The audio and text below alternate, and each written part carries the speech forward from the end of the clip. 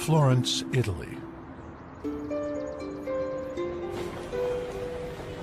For centuries, travelers have been coming here to gaze at the wonders of the Renaissance. 600 years ago, this city experienced a creative explosion unlike any other. Visionaries like Leonardo da Vinci and Michelangelo flourished here in an atmosphere that celebrated imagination and innovation. Many believe the Renaissance began with the completion of the city's most visible landmark, the dome on the Cathedral of Santa Maria del Fiore.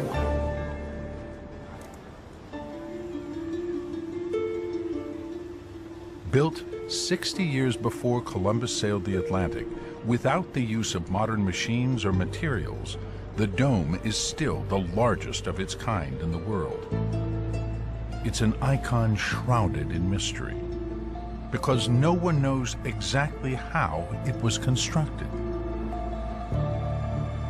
Certain features of the dome stand out. It's in the shape of a pointed arch, with 8 sides rising to a central point, topped by an enormous marble lantern. But there is more to it than meets the eye. The exterior tiles conceal walls containing over 4 million bricks. And what appears to be a single solid structure is actually 2 domes, one inside the other.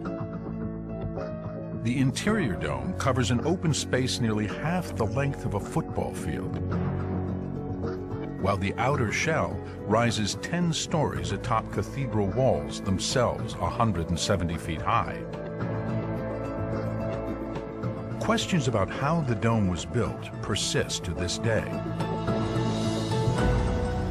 6 centuries ago, how could builders work at such great heights? How could they know the 8 sides would meet in the center? And how did the steep brick walls hold together without collapsing? With the dome, Florence moves into an entirely different dimension. The dome becomes the hub of a new city, of a new world. This is so soaring, so daring, so confident, so absolute a structure.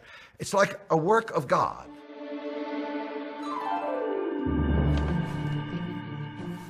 But the dome is the work of a man, one of the most elusive and enigmatic geniuses of all time. His name was Filippo Brunelleschi. Trained as a goldsmith, he had no experience in architecture or building, yet he took on what seemed to be impossible, keeping 40,000 tons of masonry curving through the air without caving in to the floor below. Experts are still trying to understand how he managed to defy gravity. He constructs the dome at a time where the technology should not have permitted it. How is it possible that he built the thing when he did? It just should not have been possible. By all accounts, Filippo Brunelleschi was a suspicious and secretive man. Unlike Leonardo, he left behind no notebooks, no drawings, no blueprints for later generations to study. So for centuries, scholars have been trying to uncover the secret of Brunelleschi's dome.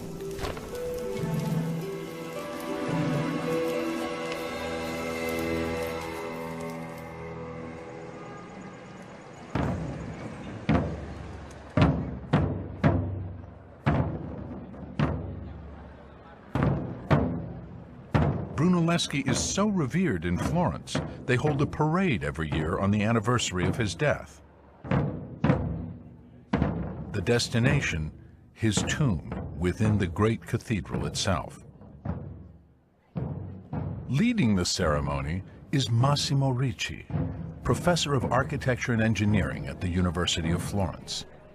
Ricci has spent 40 years of his life trying to understand the master's methods.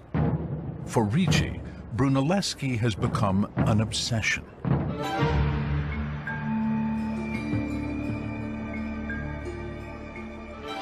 Lo studio della cupola The study of the dome is so difficult and so daunting because it forces you to deal with the mind that created it. It's a direct relationship with the way of thinking that existed outside the norm. And that engagement inspires a kind of fear, but at the same time a great respect for him that is beyond measure. Smisurata stima nella persona di lui. Perhaps Brunelleschi's supreme self-confidence impresses the committee because he clearly does not have all of the problems worked out in advance. I think that Brunelleschi had a very clear idea of how to build that dome, but realized that there were certain construction details that he could only figure out as the work was in progress. Filippo, being extremely secretive and not wanting anyone else to know his plan, said, I'll show you how to do it when you give me the job. Give me the job and I'll begin doing it, and you'll see that it works. Everyone else had shown his plan. Brunelleschi refused. He said, I know how to build it. Only I know how to build it. I've studied the ancient Roman structures. I already see it built.